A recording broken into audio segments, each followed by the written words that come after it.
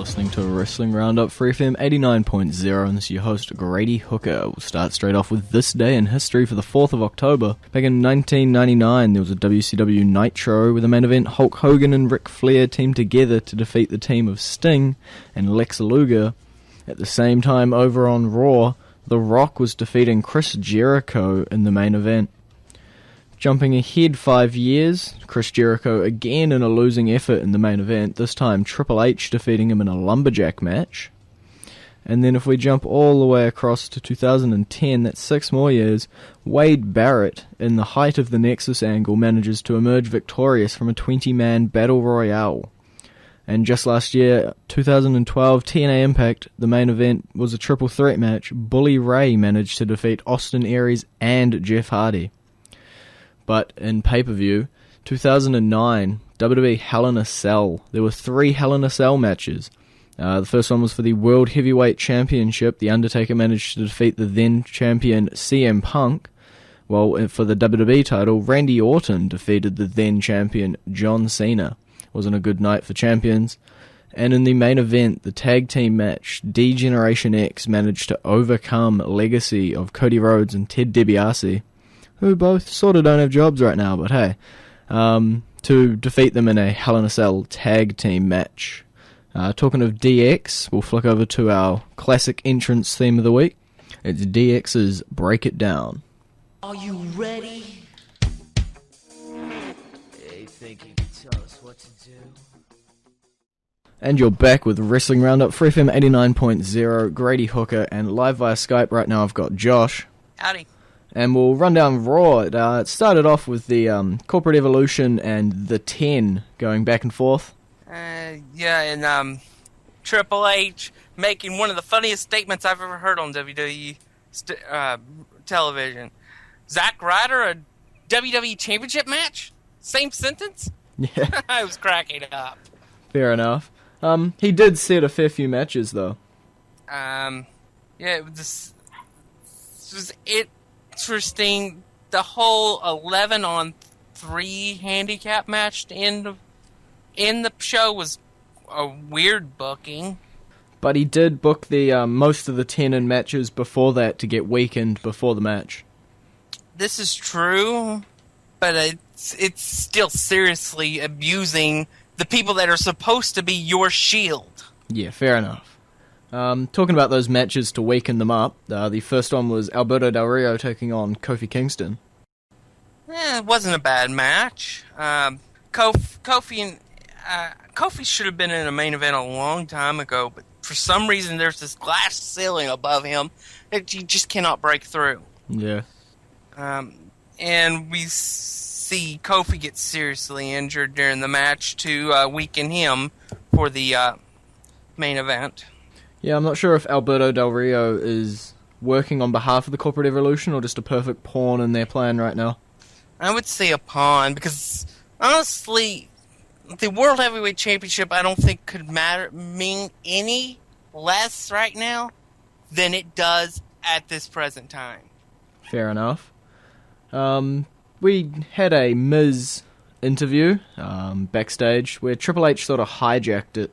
Oh boy. And here I was hoping that we wouldn't see Miz for a few weeks. Yeah, he showed straight back. Yeah. Amazingly how he healed so quickly from a broken thorax. Yeah.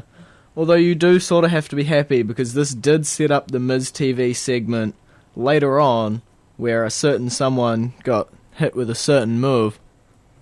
Yeah. That was basically the best part of it. And Big Show didn't even hesitate at all. No. That was gold. But between those two segments, we actually had a match with the Wyatt family taking on the Primetime Players. We finally get to see the Wyatts face some actual competition. Yeah. No tons of funk. Fair enough. It wasn't a bad match. I really enjoyed the work of Rowan and Harper, and we know Primetime Players can go. Yeah. They took the Shield to the limit. Still, it leaves me wondering what the heck they're they're doing with the primetime players now. Yeah. But all in all, I would say that it was definitely the beginning of possibly something for the Wyatts. They've been kind of on the back burners the last couple months. So you think they're more than pawns? It's possible that they could. I'm going to be presenting a theory that could affect them later on. Fair enough. Okay. Well, if we jump into the next match that was made to weaken some of the 10, Randy Orton took on RVD. Yes, we're getting the legend killer Orton back. I feel sorry for RVD. He sort of won the poll because he was a fan favorite, but he won to get destroyed. Yeah, and we kind of all knew that was coming when RVD was announced as one of the choices. Yeah. I don't think I know the other ones. Was it Dolph and R-Truth? Yeah, Dolph and R-Truth. Those are wild guesses. Who combined couldn't even beat RVD's vote. But yeah, this match was definitely just to show the old Orton back again, attacking RVD, and Del Rio picking up the pieces. Yeah, the second straight week that Orton has a match that ends with a double countout. Fair enough. But yeah, it was definitely meant to really damage RVD. Is it meant to damage him going into this 11-on-3, or further, maybe damaging him going into Battleground? 11-on-3. Okay. Orton wouldn't. There's no way Orton would help Alberto Del Rio. Fair enough. Up next, we got a really short segment, but it's worth noting. The WWE 2K14, they quote, "We're going to do the roster reveal on Raw." Instead, they just mentioned it and did it on their website. Yeah, that was weird. But I'm guessing they probably ran out of time with it. Fair enough. Weak roster. I don't mind the roster that much. We're also getting some kind of weird segments between Daniel Bryan's fiancée Brie Bella and Orton. Yeah, it seems like I'm definitely seen her more as in part of those segments with Daniel Bryan. Yeah, it's kind of weird now, but with everything that came out afterwards, after Raw was aired, with Daniel Bryan proposing and she saying yes, I guess it's kind of making more sense. But it's just weird with the stuff that Orton is doing with her. Yeah. I'm guessing she turned to the good side in favor of her boyfriend. At some point, somewhere along the line, the devilish Bellas became heroes? I think it was at the exact same point AJ dropped a pipe bomb. Yeah, that's another thing that I'm not quite understanding. Though I can understand more of Brie because of Daniel Bryan, but Nikki? Fair enough.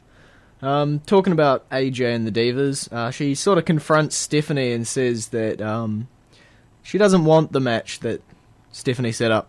Don't cross the boss. Yeah. You might not be very happy with what comes from it. Unless your name's Stone Cold Steve Austin. Yeah. Exception to the rule. Yeah. And have you noticed that Stephanie is being announced as the owner of WWE whenever she comes out? I have not noticed. Yeah, they'll announce the owner of WWE and the COO of WWE whenever she and Triple H are coming out. Then what's Vince? The chairman. Chairman. So they're all just fancy titles. Yeah. Up next we get another short match. Fandango taking on Santino Marella. I was kind of I was shocked that Santino did not win this match. Yeah. But I was pleasantly shocked because we get to see that amazing leg drop for a change. And this one was a particularly amazing one. Yeah. But see, these two have Fandango's been losing and losing and losing and losing, and then he sort of kills Santino's momentum. But is anything actually going to come out of it, though? Yeah, probably not. Probably not. No. And he should be the current Intercontinental Champion by all rights. Yeah. But his concussion that he suffered right there before Payback, I think, killed him far more than we actually realized at the time. Yeah. Up next, CM Punk did a promo. Yep. He's not going to back down to Heyman. Even if Heyman has his John Laurinaitis scooter. Yes, everybody noticed that. Oh boy, people power. Yep. And since Johnny used it, we all knew it was going to fail. Yeah. But it was also possibly that it was set up to fail to trap CM Punk. Yeah, I think that's what Heyman says over on SmackDown. But it was weird. It was a neat little segment. Got out what it needed. Although the table spot at the end of the segment was awful. Horrible. Ryback nearly killed Punk. Yeah, it was definitely not right. And I've heard they went at it backstage after this segment. A little bit of fisticuffs. Yeah. I'm beginning to wonder if maybe WWE is going to give up on Ryback and absolutely just let him go, because he's not only a danger to himself, he's in his own position, he's a danger to anybody he works with. Fair enough. Up next, there was a 1, 2, 3, 4... 8 Diva tag match. 8 Diva tag match. Yeah, they're shocking. We have 8 Divas. Hold on. I count 10. Oh, wait. Yeah, it is a 10 Diva match. We have 10 Divas! There's 10 Divas in the division. Yeah, I think it was the Total Divas versus the Others. Yeah. Not much to say about this match. Obviously, you don't even realize Tamita's even in the match until she's carrying AJ off. Yeah, but they did take a massive swerve. It used to be straight ahead, Natalya, AJ. We could see it down the line, and now Brie is sticking her nose in. Yeah, just another weird thing, and I hope they don't parlay this off as her winning a title match against AJ by pinning. Because I really wanted to see the Natalya AJ match. Fair enough. The Tamina carrying AJ out actually becomes a bit more important over on SmackDown when AJ takes on Cameron, and Tamina's now her bodyguard. Yeah, Tamina has a ton of talent, but for some reason, she gets stuck in the worst roles. She gets stuck in worse roles than even Natalya, if that was if you can even imagine that. At least Tamina's not the farting bodyguard. No, but she's a bodyguard for somebody she should actually be trying to take the title from. Fair enough. Back on Raw. Before their match, we actually had Cody Rhodes and Goldust jump over the barricade and attack the Shield. As if Daniel Bryan and the 11 didn't need any more help. They got help from the Rhodes, who obviously are bitter about not having jobs. I think someone who needs help is the security guards to not notice this gold-faced man running through your crowd. Yeah, that was something that didn't quite make sense. But when you think about it, not a lot of people in today's WWE fan base actually knows who Dustin Rhodes is without the face paint. True. But it kind of took away from the realism of it, though. Yeah. Because it reminds me of when The Miz and R-Truth were fired, and then they show up and attack everybody. That was kind of something that kind of reminded me of how realistic it could have been. We had pretty much the 11-on-1 handicap elimination tag team match. Yeah, this was an interesting and pretty good match overall. The people that got injured earlier on, you knew weren't going to last very long in the match. No, RVD, Kofi, and Titus were like the first 3 out.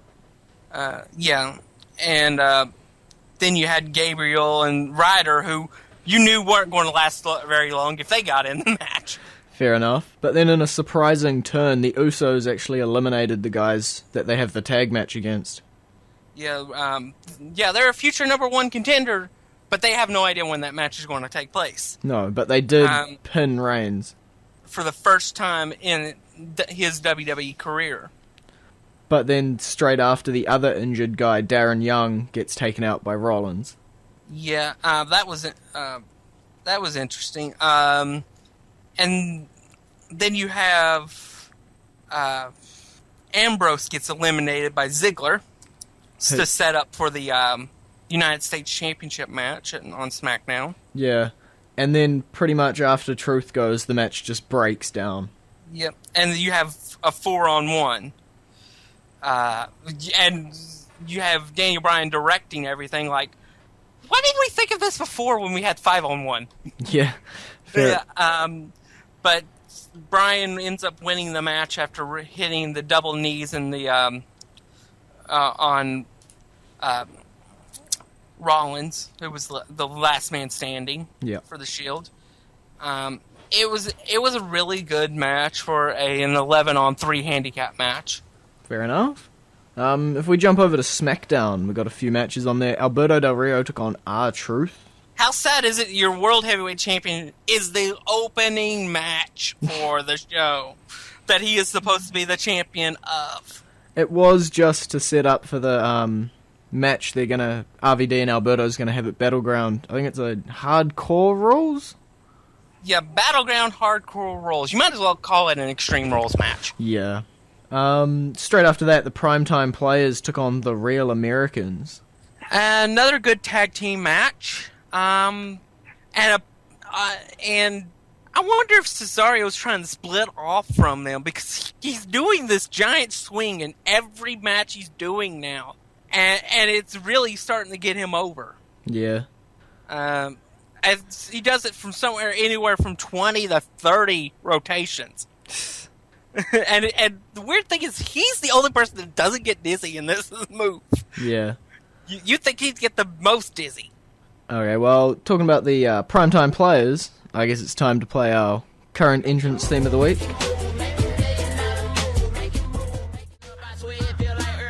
And you're back with the Wrestling Roundup, FreeFM 89.0, Grady, Hooker, and Josh. We'll jump straight into SmackDown where we left off. Bray Wyatt was just destroying Zack Ryder. Woo! Yeah, that's all. And then straight after that, there was a US Championship match, just like we said. They'd shove it on SmackDown like nobody knows. And it basically was what you expect. Dolph Ziggler gets the advantage. Up, in comes the Shield. Yeah. And out comes Triple H to channel his inner Teddy Long and make a tag team match player. And then the Shield pick up the win. Yep, of course they did. They're the Shield. Fair enough. After the loss they took on Raw, I think they need some more momentum. Yeah, it was pretty funny to see Ziggler bring out Kofi and RVD before the match. So you knew something was going down. Fair enough. Skipping some stuff. We got Heath Slater versus Santino Marella. I can't believe you didn't see this match. No, I was busy watching a baseball team lose their game. This was a hilarious match, probably funnier than the baseball match. We had Jinder Mahal and the Great Khali sitting there with like flutes, playing a flute, charming the Cobra. It was just great. This sounds awful. And then Khali got taken out, and then Jinder was fluting about, and he charms the Cobra to attack Santino. And then Hornswoggle comes out, attacks Jinder, snaps his flute in half, does a splash, and then Santino nails the Cobra on Heath Slater, and 1, 2, 3, it's done. Oh, I think that gave me cancer. Yeah, it's a bit of a clusterfudge, but it's worth a watch. But moving on to the main event, Randy Orton versus The Miz. You get to see Miz get just demolished by Randy Orton again. So last week he got his neck snap. This week he gets knocked out and demolished. Yeah. If I'm Miz, I'm definitely taking time off. Host Miz TV via satellite. Hopefully the satellite can't even find him. Okay. But see, the match actually ended in, was it double count out again? No, it was a Miz by disqualification. Okay. And then Triple H restarts it. Restarts and says match must end by pinfall or submission only. Bit of a dick. Yeah. Which is another thing that I don't understand, because he seems to be going between the two roles. Just like 1 minute he'll be kind of throwing the good guys a bone and doing something good for them, and then he'll turn around and do something evil. Fair enough. If we just jump to Battleground, we've sort of talked about it. Let's just do quick predictions. Who do you think will win the WWE Championship match? No contest. Nobody walks out with the championship. I'll go Orton, because if I didn't pick Orton, Mum would attack me. If we go for the World Heavyweight title hardcore rules match? Damien Sandow. Okay. I'll go RVD just to be different, and because it finally gets Alberto with the title not on him. Yeah, this seems like the most likely possibility for a possible cash-in for Damien. Fair enough. Then we got the Ryback CM Punk. Well, we saw this play out last year. I don't really see any difference, except the fact that there won't be any interference on the behalf of Punk this time. Yeah. But I see Punk winning. Yeah, I think I see Punk winning too, and Ryback falling into obscurity, never to be seen again. Oh no, wait, was that my dream last night? And then we got a few other matches. Who do you think will go up against AJ for the Divas title? Well, I was hoping Natalya, but I get the feeling it'll be Brie Bella. And it's possible that she could win the title. Just to make the Total Divas. Okay. Well, it's been great talking to you. Bye. And in birthdays this week, we've got quite a few. WWE Hall of Fame class of 2012, Yokozuna, but he passed away in 2000. Chief J. Strongbow, also WWE Hall of Fame, class of 1994. He also sadly passed away in 2012. Linda McMahon, she's turning 65. Bob Armstrong, the patriarch of the Armstrong family, turns 74. The Lethal Weapon Steve Blackman turns 50. The Shaman of Sexy John Morrison turns 34. Former WWE diva Candice Michelle turns 35. Current WWE wrestler Robbie E turns 30. Abyss, or is it Joseph Park, turns 40. And current TNA Spanish commentator Hector Guerrero, or Izzy the Gobbledygooker, turns 59. And in a New Zealand recap this week, KPW Championship was vacated when the CEO Rip Morgan made his announcement stripping the then champion Fetu the Māori Warrior of his title. Whitehead, the former champion, who's now competing as Shane Sinclair, who had yet to receive his rematch, will take on Mr. Samoa at their next show. Coming up is NZWPW's Bring the House Down. It's on October 11th. It will conclude a school holiday program hosted by NZWPW, which will have free training sessions offered on Wednesday, October 9th and Thursday, October 10th. You can email Hetoya, that's HETOA, at paradise.co.nz for more information. But the matches on the card have Scravenge versus Skull Kid, a mixed tag team match with Amy Sinclair, Jade Priest and Paul Sayers taking on Hayden Thiel, Mr. Silver and Sonia Myers. Then we've got James Shaw taking on Mikey, Rough Guts Roddy Gunn taking on Taylor Adams. The Hetoya Cup is up on the line when Chad Howard defends it against Adam Avalanche, and in the main event of the night, the NZWPW Championship's on the line, Ben Mana defending against Johnny Idol. So that's it for this week. Wrestling Roundup, FreeFM 89.0, Grady Hooker and Josh. We'll visit our Facebook page, facebook.com/Wrestling Roundup Radio, or our Twitter page, twitter.com/Wrestling R Radio. I'll see you next week.